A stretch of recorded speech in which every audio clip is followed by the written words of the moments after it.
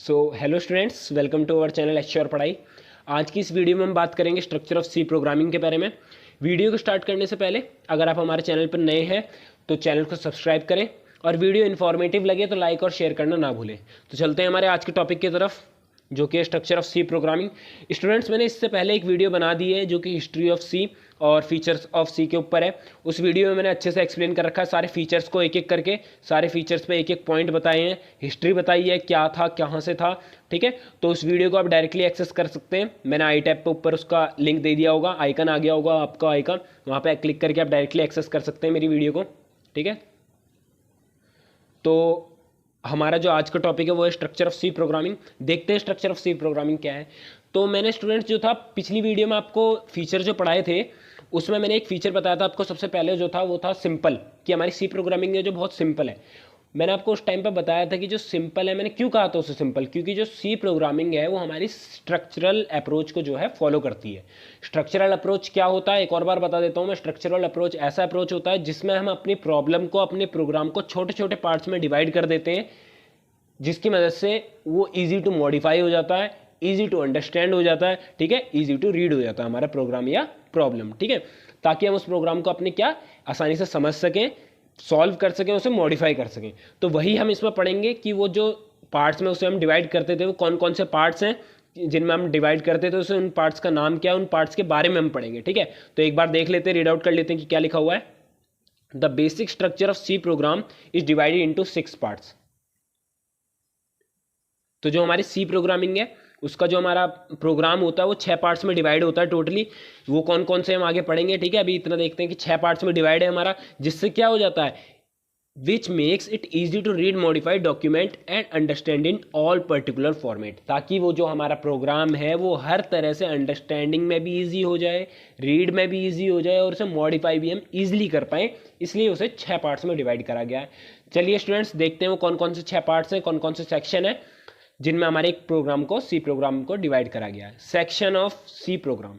ठीक है, तो पहला हमारा जो आता है वो होता है डॉक्यूमेंटेशन, दूसरा होता है प्री प्रोसेसर सेक्शन, तीसरा होता है डेफिनेशन, चौथा होता है ग्लोबल डिक्लेरेशन, पांचवा होता है मेन फंक्शन, और सबसे एंड का जो हमारा पार्ट होता है, सबसे एंड का जो सेक्शन होता है उसे हम कहते हैं सब प्रोग्राम। इन्हीं 6 पार्ट्स से मिलके हमारा क्या बनता है, एक सी प्रोग्राम का फॉर्मेट बनता है। इसी में ही हमारे एक सी प्रोग्राम को क्या किया जाता है, डिवाइड किया जाता है। तो अब हम एक एक करके इन सबको पढ़ेंगे, और ये याद रखना सबसे इंपॉर्टेंट है ये टॉपिक। जो हमारा स्ट्रक्चर ऑफ सी प्रोग्राम है वो सबसे ज़्यादा इंपॉर्टेंट है, क्योंकि इससे सबसे ज़्यादा पूछा जाता है। अगर हम पीपीए में लेके चलें तो एग्जामिनेशन बेस में स्ट्रक्चर ऑफ सी प्रोग्रामिंग आ जाती है कि आपका सी प्रोग्राम का स्ट्रक्चर क्या होता है, कौन कौन से इसे सेक्शन में और कौन कौन से पार्ट्स में एक सी प्रोग्राम को डिवाइड किया जाता है। तो देखते हैं एक एक पॉइंट को कि कौन कौन से पार्ट में क्या क्या होता है। सबसे पहला पार्ट आता है हमारा डॉक्यूमेंटेशन का। हम डॉक्यूमेंटेशन से ही क्या समझते हैं, डॉक्यूमेंटेशन से समझ में आ रहा है किसी भी चीज़ को एक्सप्लेन कर देना बस। ठीक है, कि वो चीज़ है क्या चीज़। तो सी प्रोग्राम के अकॉर्डिंग चलते हैं, प्रोग्रामिंग के बेस पे, कि this section is consist of the description of the program. Normally बस क्या करना है, हमें डिस्क्रिप्शन दे देना है। ठीक है, कि जो हमने प्रोग्राम बनाया है वो है क्या, वो किस चीज़ के लिए हमने प्रोग्राम बनाया है। ठीक है, तो उसका नॉर्मल डिस्क्रिप्शन दे देना है, the name of the program and the creation date and the time of the program. कहने का मतलब डिस्क्रिप्शन में कुछ भी आ जाएगा कि बनाया किसने है, क्या है प्रोग्राम, किस रिलेटेड है, किस टाइम पर बनाया गया है, किस डेट पर बनाया गया है। डॉक्यूमेंटेशन सिंपल आ जाएगा। डॉक्यूमेंटेशन कैसे, डॉक्यूमेंटेशन में हमारी कमेंट, डॉक्यूमेंटेशन को हम क्या कहते हैं, कमेंट्स भी कहते हैं, कमेंटिंग कहते हैं। ठीक है, क्या कहते हैं हम, कमेंटिंग। आगे देखते हैं, जैसे कि मैंने इसमें लिखा भी हुआ है कि इसे कमेंट्स के फॉर्म में हम क्या करते हैं, यूज करते हैं। कहने का मतलब डॉक्यूमेंटेशन में हम क्या यूज करते हैं, कमेंट्स को यूज करते हैं।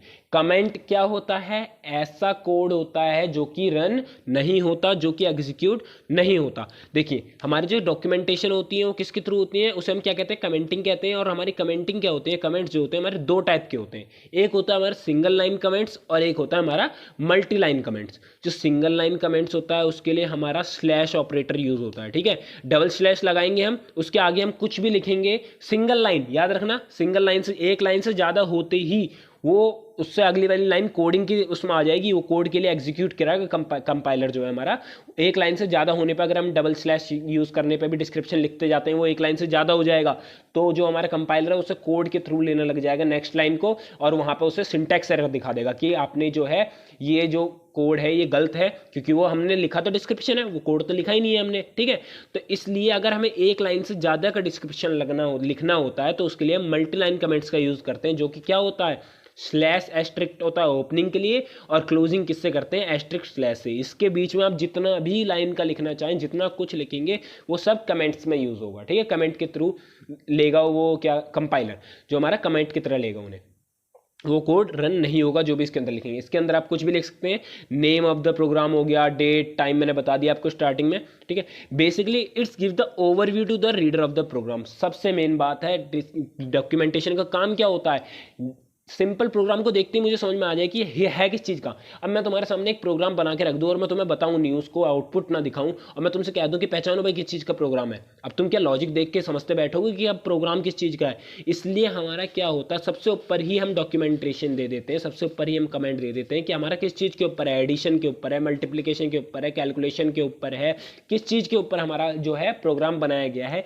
इसलिए हम कमेंट्स का डॉक्यूमेंटेशन का यूज़ करते हैं, ठीक है। तो हमारा पहला सेक्शन पूरा हो जाता है डॉक्यूमेंटेशन। डॉक्यूमेंटेशन को मैंने बता दिया, कमेंटिंग भी कहते हैं, ठीक है। कमेंट्स दो टाइप के होते हैं, सिंगल लाइन और मल्टी लाइन। दोनों को ऑपरेटर बता दिए, सिंगल लाइन के लिए डबल स्लैश और मल्टी लाइन के लिए क्या, स्लैश एस्ट्रिक्ट और एस्ट्रिक्ट स्लैश, ये याद रखना, ठीक है। अब हम नेक्स्ट हमारे सेक्शन की तरफ पढ़ते हैं, नेक्स्ट उसकी तरफ पढ़ते हैं, पार्ट की तरफ, जो कि है हमारा क्या, प्री प्रोसेसर सेक्शन। अब प्री प्रोसेसर सेक्शन क्या होता है भाई, ये तो सबसे मेन इसमें से पार्ट है, ये याद रखना। ये पार्ट और एक मेन फंक्शन जो है, ये मेन मतलब इंपॉर्टेंट पार्ट्स में से है, ठीक है। तो जो है हमारा प्री प्रोसेसर नाम से हम क्या कर समझ रहे हैं, ठीक है। प्री प्रोसेसर मतलब जो पहले से ही पहले प्रोसेस हो जाए, कहने का मतलब ऐसा कोड जिस इस सेक्शन के अंदर हम जो भी लिखेंगे ना, प्री प्रोसेसर सेक्शन के अंदर जो भी लिखेंगे वो कोड के प्रोसेस होने से पहले ही कोड एग्जीक्यूट हो जाएगा, मतलब एक तरीके से प्रोसेस हो जाएगा, ठीक है। All the header files of the program will be declared in the pre processor section. सारी जो भी हेडर फाइल्स है वो सब किस में हो जाएंगी, सारी ही इस सेक्शन में क्या कर दी जाएंगी, डिक्लेयर कर दी जाएंगी। अब सारी में जो हमारी हेडर फाइल है उसको हम क्यों प्री प्रोसेसर सेक्शन में डिक्लेयर करते हैं, एक बात ये आती है कि मैं सारी ही हेडर फाइल को प्री प्रोसेसर सेक्शन में क्यों डिक्लेयर करूं, मैं क्यों उसे मेन फंक्शन के अंदर डिक्लेयर नहीं करूंगा। देखो भाई क्या होता है, जो हमारा प्रोग्राम होता है, एग्जीक्यूट होता है, मेन फंक्शन से स्टार्ट होता है, तो जो भी उसके अंदर हम फंक्शन यूज़ करते हैं, जैसा मान लीजिए मैंने प्रिंटफ फंक्शन का यूज़ किया है, ठीक है। तो अब मैं अगर प्रिंटफ फंक्शन का यूज़ करता हूं तो मैं क्या देखूंगा, प्रिंटफ फंक्शन हमारे किस लाइब्रेरी के अंदर आता है, stdio.h के अंदर आता है, हेडर फाइल के अंदर आता है, ठीक है। तो अब मैं क्या करता हूँ, सबसे पहले ही प्री प्रोसेसर सेक्शन में क्या दे देता हूँ, हेडर फाइल दे देता हूँ अपनी stdio.h conio.h की। तो उससे क्या होगा, हमारे कंपाइलर को पहले ही पता चल जाएगा कि इसके पास ऐसी लाइब्रेरी है, सबसे पहले ही पता चल जाएगा प्रोग्राम के, बाकी प्रोग्राम के एग्जीक्यूट होने से पहले कि इसके पास ऐसी लाइब्रेरी है, एग्जिस्ट करती है, जिसमें कि हमारा क्या है, प्रिंटफ और स्कैनफ का फंक्शन है। तो ये जो है हमारा बिना सिंटैक्स एरर के प्रोग्राम रन हो जाएगा। अगर मैं इस प्री प्रोसेसर सेक्शन में उस हेडर फाइल को, उस लाइब्रेरी को दूँ ही ना, तो जो हमारा प्रिंटफ है, स्कैनफ है, जो बाकी हमारे इनबिल्ट फंक्शन है लाइब्रेरी के, वो कैसे रन हो जाएंगे जब हमने उसे लाइब्रेरी दी नहीं।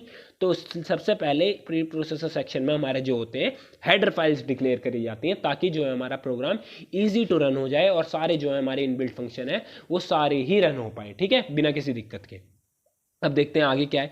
All the pre processor command begin with the hash symbol. जितने भी हमारे प्री प्रोसेसर सेक्शन होते हैं, वो होते हैं प्री प्रोसेसर कमांड होती हैं, वो किससे स्टार्ट होती हैं, हैश से स्टार्ट होती हैं। जैसे कि हमारे कुछ प्री प्रोसेसर डायरेक्टिव की बात करता हूँ तो हैश इंक्लूड, हैश डिफाइन होती हैं, ठीक है। कौन कौन सी होती हैं, हैश इंक्लूड होती है, हैश डिफाइन होती है, ठीक है। आपको सबके बारे में बताऊंगा एक एक करके, आगे वीडियोस में आपको मिलता रहेगा, सबकी एक्सप्लेनेशन भी मिलती रहेगी, ठीक है,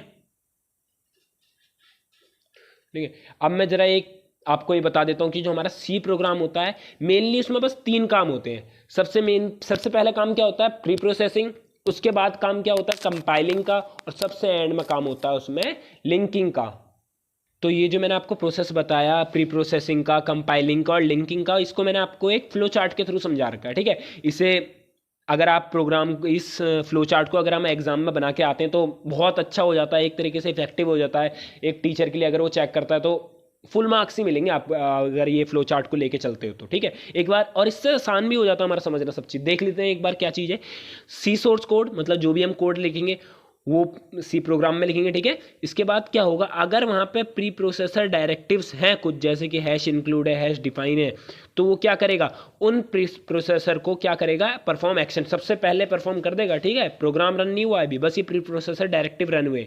अगर येस है, देख लीजिए यहाँ कंडीशन लगी है, अगर प्री प्रोसेसर डायरेक्टिव है यस, तो क्या करेगा, सबसे पहले वो प्री प्रोसेसर अपना एक्शन परफॉर्म करेंगे, उसके बाद जो है हमारा कंपाइलर हमारे प्रोग्राम को कंपाइल करेगा, ठीक है। अगर प्री प्रोसेसर डायरेक्टिव नहीं है, कुछ भी हमारी हेडर फाइल नहीं दी गई है, तो हम क्या करेंगे, नो से हमारा जाएगा, मतलब हमारे प्री प्रोसेसर डायरेक्टिव है नहीं, तो डायरेक्टली हमारा कंपाइलर पर काम जाएगा, सारा कोड जाएगा, ठीक है।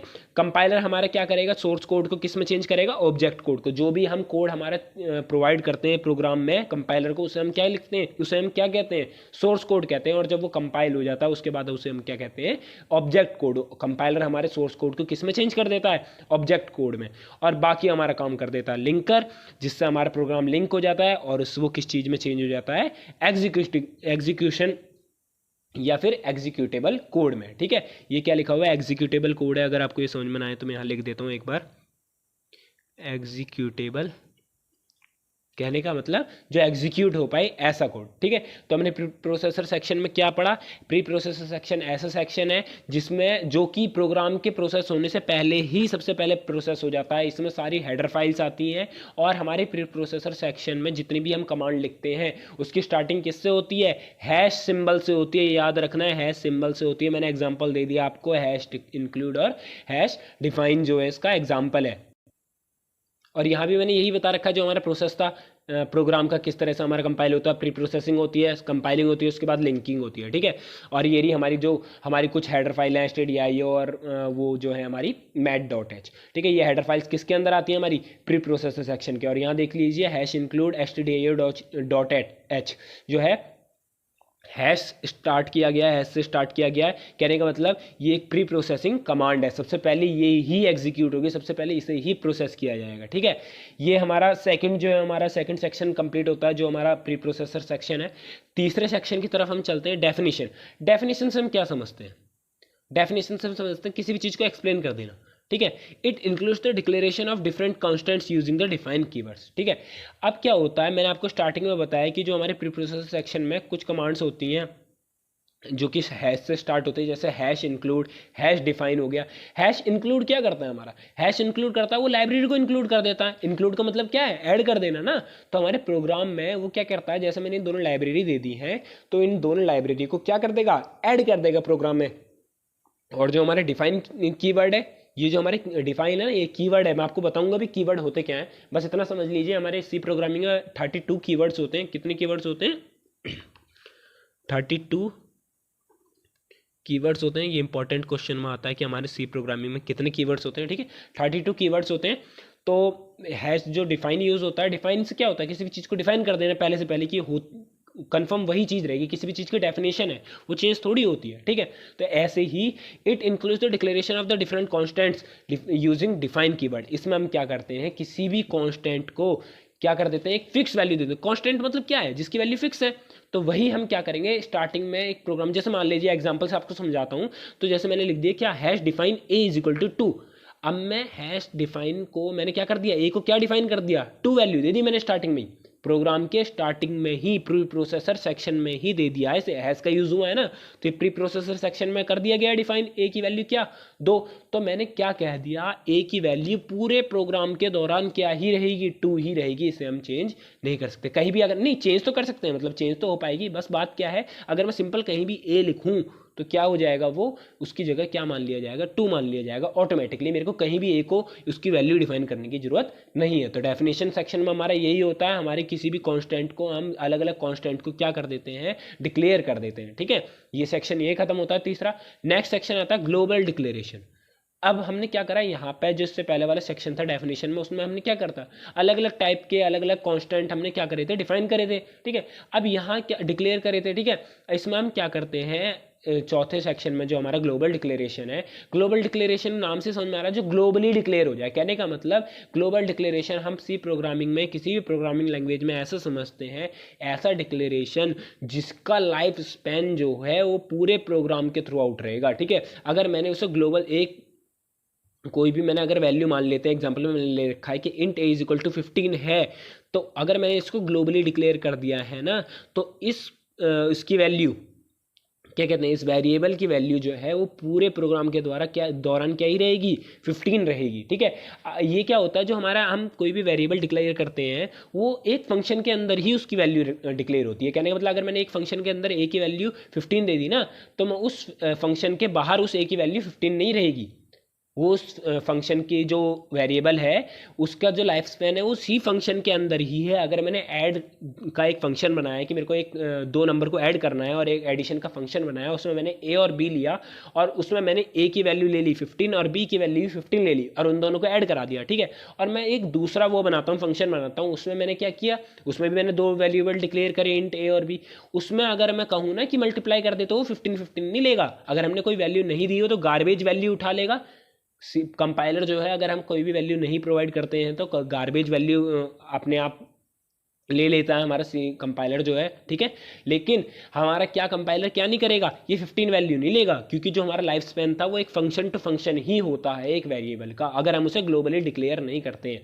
अगर एक हमारा वेरिएबल ग्लोबली डिक्लेयर नहीं हो रहा तो उसे हम कैसे डिक्लेरेशन कहेंगे, उसे हम कहते हैं क्या, लोकल डिक्लेरेशन। ठीक है, क्या कहते हैं, लोकल डिक्लेरेशन या फिर लोकल वेरिएबल डिक्लेरेशन या local declaration of a variable. तो मैंने यहाँ किस चीज़ की बात करनी है, ग्लोबल डिक्लेरेशन की। ग्लोबल डिक्लेरेशन कहने का मतलब जिसकी लाइफ स्पैन, जिस वेरिएबल की लाइफ स्पैन क्या ना रहे, फंक्शन टू फंक्शन ना रहे, पूरे प्रोग्राम के थ्रू आउट रहे, ऐसे हम डिक्लेरेशन को क्या कहेंगे, ग्लोबल डिक्लेरेशन कहेंगे। एक बार पढ़ लेते हैं, the global declaration section contains global variables. ऐसे कौन से वेरिएबल रहते हैं, ग्लोबल वेरिएबल्स रहते हैं। ग्लोबल वेरिएबल्स मतलब जो पूरे प्रोग्राम के थ्रू आउट यूज हो सके, जिनकी वैल्यू, ठीक है, global variables, function declaration and static variables. Static variables, static मतलब जिनकी वैल्यू फिक्स रहे। ठीक है, and function which are declare in this scope can be used anywhere in the program. ठीक है, और इस सेक्शन में जरूरी नहीं है हम कि वेरिएबल को ही डिक्लेयर करें, इसमें हम फंक्शन को भी डिक्लेयर कर सकते हैं, डिफाइन कर सकते हैं। ठीक है, ताकि जो हम उसे पूरे प्रोग्राम के थ्रू आउट कहीं भी यूज कर सकें। तो ग्लोबल डिक्लेरेशन हम सिंपल समझ गए, किसी भी चीज़ का वेरिएबल, फंक्शन का, स्टैटिक वेरिएबल्स का क्या करना, डिक्लेरेशन करना, ताकि उसे हम क्या कर सकें, ग्लोबली यूज़ कर सकें, पूरे प्रोग्राम के थ्रू आउट यूज़ कर सकें। अब हम नेक्स्ट सेक्शन की तरफ चलते हैं, जो कि क्या है, मेन फंक्शन। अब देखते हैं भाई, ये है सबसे इंपॉर्टेंट फंक्शन।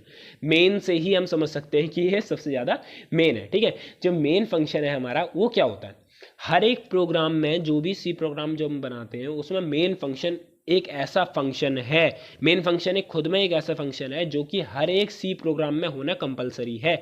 चाहे कोई और फंक्शन या कोई और फंक्शन या कुछ भी चीज़ अगर हम डिक्लेयर करें ना करें, मेन फंक्शन का होना ज़रूरी है एक सी प्रोग्राम में, कोई भी प्रोग्राम को एग्जीक्यूट करने के लिए या फिर कंपाइल करने के लिए। क्योंकि जो हमारा सी प्रोग्राम कंपाइलर है वो कंपाइलिंग कहाँ से शुरू करता है, वो शुरू ही मेन फंक्शन से करता है। अगर मैं कुछ भी प्रोग्राम लिखता हूँ तो सबसे पहले किसे देखता है कि मेन फंक्शन कहाँ है, मेन फंक्शन के ढूंढेगा पूरे प्रोग्राम में कि मेन फंक्शन है कहाँ। मेन फंक्शन उसे जहाँ भी मिलेगा सबसे पहले क्या मिलेंगे, उसे प्री प्रोसेसर डायरेक्टिव मिलेंगे, हैश डिफाइन, हैश इंक्लूड, उसके बाद उसके क्या मिल जाएगा, लाइब्रेरीज मिलेंगी कहने का मतलब, और उसके बाद क्या मिलेगा उसे, मेन फंक्शन। मेन फंक्शन के बाद उसको क्या मिलेगी, बॉडी मिलेगी। तो सबसे पहले उसे क्या ढूंढेगा, वो मेन फंक्शन कहाँ है।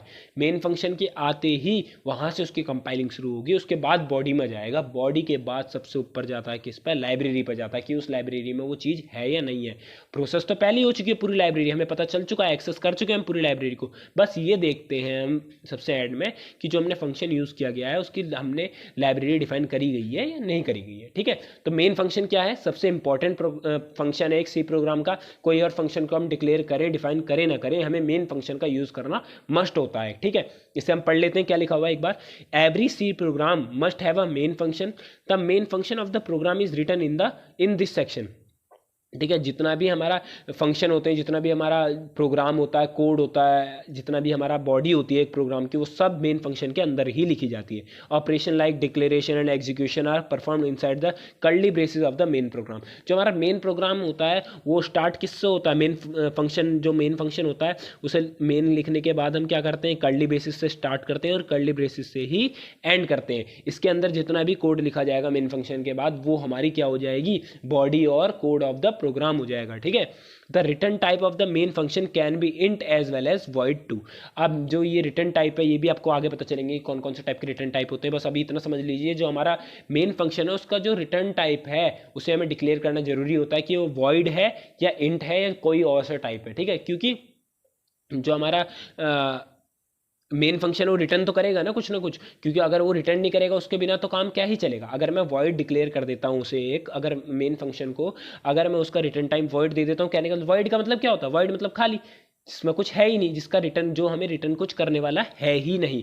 इंट क्या करेगा, कुछ ना कुछ हमें वैल्यू रिटर्न करेगा। इसलिए हम रिटर्न टाइप जब भी हम अगर हम इंट लेते हैं, इंट मेन लिखते हैं, तो एंड में हम क्या लिखते हैं, रिटर्न 0 लिख देते हैं। कहने का मतलब हमारा चाहे अगर वो रिटर्न कुछ कर रहा होगा, अगर मैंने एक किस चीज़ का प्रोग्राम बनाया, एडिशन का प्रोग्राम बनाया, तो मैं रिटर्न 2 वेरिएबल को लिख दूंगा, रिटर्न a प्लस बी। अगर मैंने 2 वेरिएबल डिक्लेयर करे हैं a और b, तो मैं लिख दूंगा a प्लस बी। क्या करेगा वो, उन दोनों का सम रिटर्न कर देगा। लेकिन जब मैंने उस फंक्शन में सिंपल हेलो वर्ड प्रिंट करा तो मैं क्या लिखूंगा, रिटर्न 0 लिख दूंगा। सिंपल मेरे को कुछ लाइन प्रिंट करानी है तो रिटर्न 0 लिख दूंगा कि वो बस ऐसा कुछ खास रिटर्न नहीं कर रहा, बस एक सिंपल वैल्यू प्रिंट करा रहा है। कहने का मतलब एक सिंपल एक लाइन आउटपुट में शो कर रहा है, ठीक है।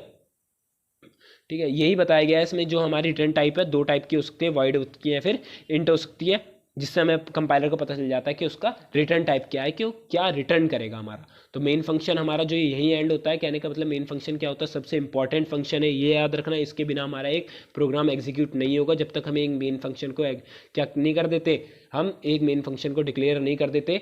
यही सबसे इंपॉर्टेंट फंक्शन है। इसका रिटर्न टाइप क्या होगा, या तो वॉइड होगा या फिर क्या होगा, इंट होगा।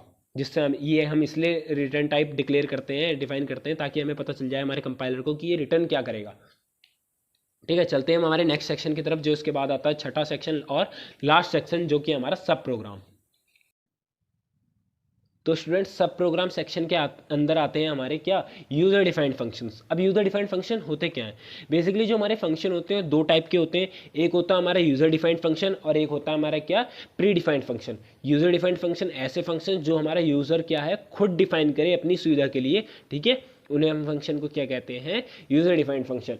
अब यूज़र क्यों डिफाइन करेगा भाई ये खुद फंक्शन को अपनी सुविधा के लिए। जैसे मान लीजिए मेरे को एक एडिशन का प्रोग्राम बनाना है भाई, मेरे को क्या करने हैं, 2 नंबर ऐड करने हैं ए और बी, और उन दोनों को मेरे को ऐड करना है, बार बार ऐड करते हुए चलना है भाई मेरे को 2 नंबर को, ठीक है। ए और बी को मेरे को बार बार ऐड करना है अलग अलग उसमें, क्या नाम मतलब अलग अलग सेक्शन में, ठीक है। मैंने अलग अलग सेक्शन में बांट लिया एक प्रोग्राम को कि इस जगह मेरे को ऐड करना है, फिर इसके बाद ये लाइन आनी चाहिए, उसके बाद फिर ऐड हो, उसके बाद एक और लाइन आनी चाहिए कि मैं अब दोबारा ऐड कर रहा हूँ, फिर ऐड हो। तो मैं क्या करूँ, उस कोड को, एडिशन के प्रोग्राम को, मतलब एडिशन के कोड को ए प्लस बी को मैं किसके अंदर लिख दूंगा, एक फंक्शन के अंदर लिख दूंगा एडिशन के, और उसे मैं बार बार कॉल कराता रहूँगा। अब एडिशन जो है हमारा प्रीडिफाइंड थोड़ी है, कंपाइलर हमारा जो है ये प्रीडिफाइंड नहीं रखता है ऐसे फंक्शंस को, एडिशन, मल्टीप्लिकेशन, डिवीजन को, ठीक है। तो मैं क्या करूँगा, यूज़र डिफाइंड बना दूंगा एक खुद से एडिशन का, और यूज़र डिफाइंड एक फंक्शन बनाऊंगा।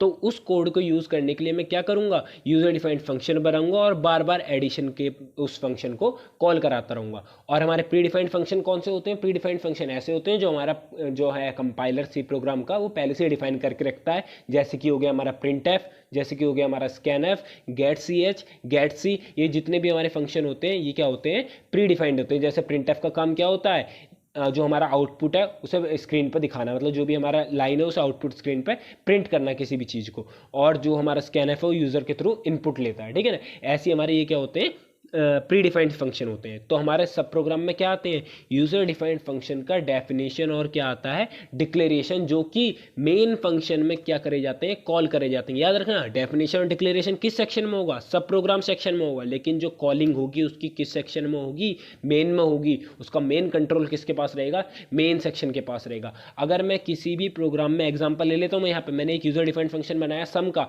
जिसके अंदर मैंने क्या 2 आर्ग्यूमेंट्स दे दिए, इन्हें हम क्या कहते हैं, आर्ग्यूमेंट्स कहते हैं। अब मैंने 2 आर्ग्यूमेंट्स दे दिए हैं, जिनका कौन कौन से आर्ग्यूमेंट दिए, मैंने 2 इंटीजर ले लिए, इंटीजर टाइप का मेरे को ऐड कराना। अब मैं क्या करूँगा, जो मैंने आर्ग्यूमेंट लूँगा ना, मतलब इसके अंदर जो मैं दूंगा ये पैरामीटर आर्ग्यूमेंट दूंगा जो मैं, अब वो मेरी मर्जी है कि मैं यहाँ पे अपने वेरिएबल का नाम दूँ या ना दूँ। अगर मैं चाहूँ तो सिंपल इंट भी लिख सकता हूँ, ठीक है। रिटर्न टाइप मुझे, डेटा टाइप मुझे लिखना होगा, ठीक है। ये डेटा टाइप मुझे लिखना होगा कि किस डेटा टाइप का मैं इंटीजर ले रहा हूँ, किस टाइप का मैं वेरिएबल ले रहा हूँ, इंटीजर ले रहा हूँ, कांस्टेंट वो इंटीजर ले रहा हूँ, कैर ले रहा हूँ, फ्लोट ले रहा हूँ, डबल ले रहा हूँ, ये सब देना होगा।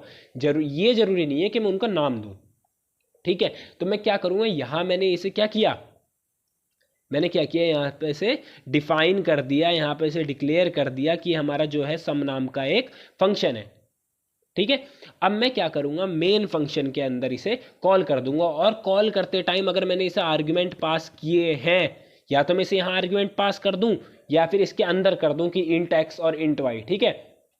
और क्या करूंगा, या अगर मैंने इसके अंदर आर्गुमेंट पास किए हैं तो मेरे को कॉल करके टाइम भी इसे आर्गुमेंट देनी पड़ेंगी, इसकी वैल्यूज़ देनी पड़ेंगी इन आर्गुमेंट्स को, कि मैं क्या क्या वैल्यू देना चाहता हूँ, 10 देना चाह रहा हूँ, 20 देना चाह रहा हूँ, दो जो भी देना चाह रहा हूँ। ठीक है। और रिटर्न कराते टाइम उसे रिटर्न करा देगा।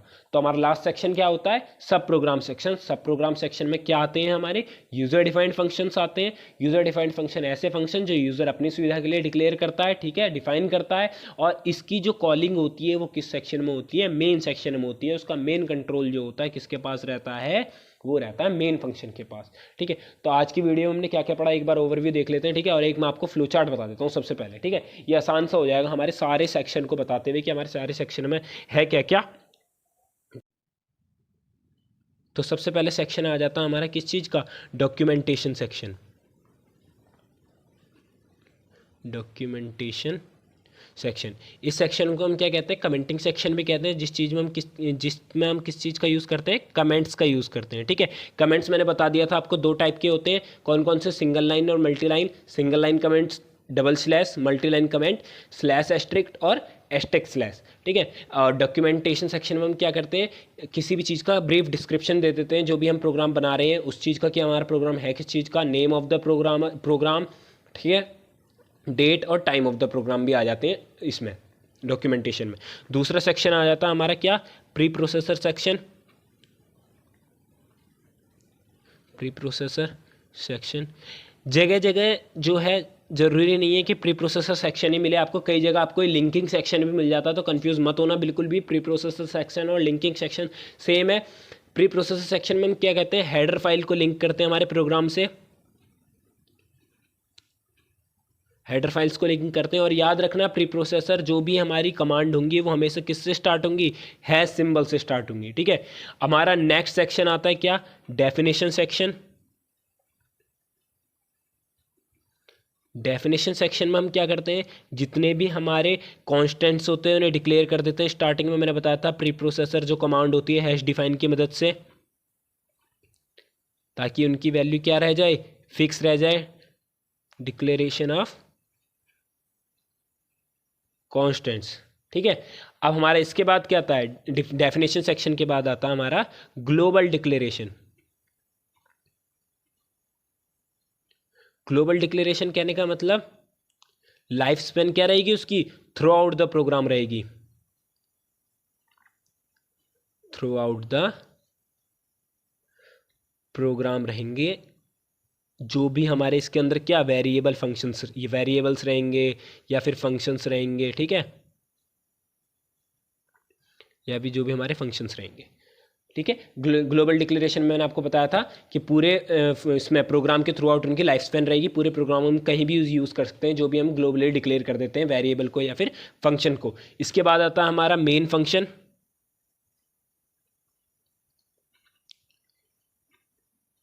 मेन फंक्शन सबसे इंपॉर्टेंट फंक्शन है हमारे, जिसको हम क्या कर देते हैं, जिसका रिटर्न टाइप हमें या तो फिर वॉइड देना पड़ता है या फिर क्या देना पड़ता है, इंट देना पड़ता है, ताकि हम कंपाइलर को बता पाएँ कि इसका रिटर्न टाइप किस चीज़ का होगा, क्या रिटर्न करेगा। ठीक है। इसके अंदर आ जाता है हमारा डिक्लेरेशन सेक्शन, जिसमें हम फंक्शंस को या वेरिएबल को डिक्लेयर करते हैं। ठीक है। और इसके बाद इसके अंदर ही हमारा एक आ जाता है एग्जीक्यूशन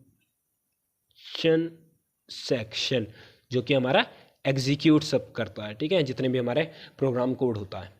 मेन फंक्शन के बाद आता है हमारा क्या, सबसे एंड का सब प्रोग्राम सेक्शन। इस सेक्शन में क्या होता है हमारा, सब प्रोग्राम सेक्शन में होते हैं हमारे यूजर डिफाइंड फंक्शन का डिक्लेरेशन। यूजर डिफाइंड फंक्शंस का डिक्लेरेशन। ठीक है। यूज़र डिफाइंड फंक्शंस मैंने आपको बता दिए, जो कि यूज़र अपनी सुविधा के लिए डिक्लेयर करता है, ताकि उसको कोड को रीयूज़ करे, बार बार ना लिखना पड़े उसे कोई भी कोड। ठीक है। और जो भी कोड इसके अंदर मतलब जो भी फंक्शन ये डिफाइन करेगा सब प्रोग्राम के अंदर एक यूज़र, वो सारे कॉल किसके अंदर होंगे, कॉल होंगे हमारे मेन फंक्शन के अंदर ही। तो अगर आप इस फ्लो चार्ट को भी याद कर लेते हैं, अगर आप इस पूरे फ्लो चार्ट को भी एक डायग्राम से को याद कर लेते हैं, इसे डायग्राम के एक बेसिस पे कि एक डायग्राम मान के भी, तो आपको आसानी से सारा याद हो जाएगा।